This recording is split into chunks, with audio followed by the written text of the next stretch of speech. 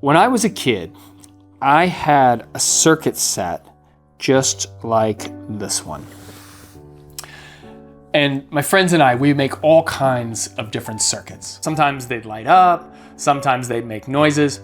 My favorite circuit to make was a wire trip alarm that would go off if my sister tried to get into my room when I wasn't there. I could hear it, so I could come and stop her from doing it.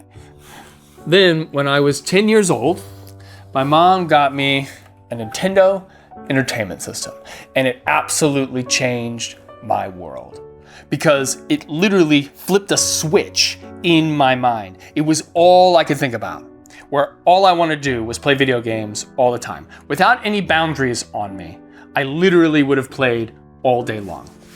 And then a couple of years later, we ended up getting a computer. And that computer, it had really good graphics, and I started playing games on that, and they were better and more realistic. Now, here's the thing though.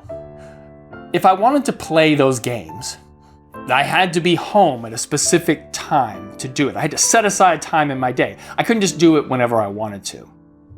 Well, then the technology leapfrogged.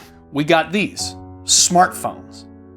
And all of a sudden, things completely changed because it could do all the things that these other devices that we had separately could do. It could play music, you could watch television, you could play games on it, you could communicate. All in high definition, all in the palm of your hand whenever you want it. Now, our brains were not designed for so much stimulation. Our brains are literally still wired the way that they were 20,000 years ago for conditions of deprivation. But our environment has changed dramatically. We have access to endless amounts of food, a lot of it fatty and sugary, the kind that makes our dopamine receptors light up. With the click of a button, not only can we watch a show or play a video game, but we can literally have any item we want delivered to our home. We can play puzzles on our phone. We can gamble. We can indulge our sexual appetite. We are on dopamine overload. Because literally everything we do is designed to extract as much dopamine from us as possible. In fact, we have become so used to this constant flow of dopamine that a good proportion of our society could be classified as functional addicts. Our modern life has become so overly stimulating that spending time with people in the real world is not as pleasurable as it used to be. If you remember what I told you, when we spend time with people in the real world, it releases dopamine. But that's really hard to compete with these high dopamine activities that we utilize today.